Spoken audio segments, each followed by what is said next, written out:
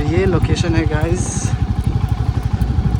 ठाकुर गांव, कांटी घाट से थोड़ा सा आगे।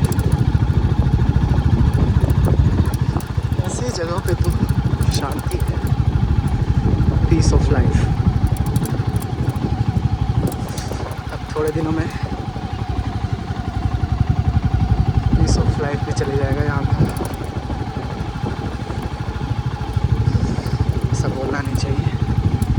आई होप ये ऐसे ही बना रहे।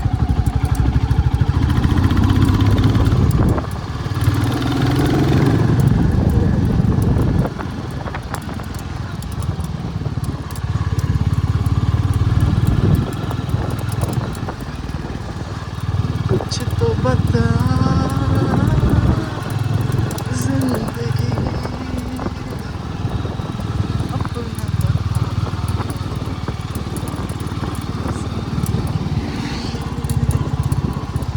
कुछ तो बता।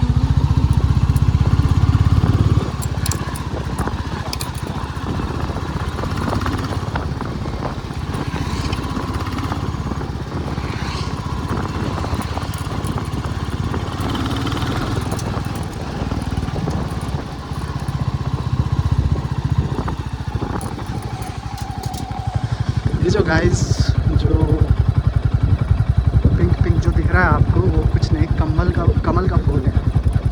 बहुत ही प्यारा लग रहा है। तो यही है कि कैमरा में कैप्चर नहीं कर पा रहा हूँ, कितना अच्छा व्यू दिख रहा है। मैं आपको बताना चाहता था।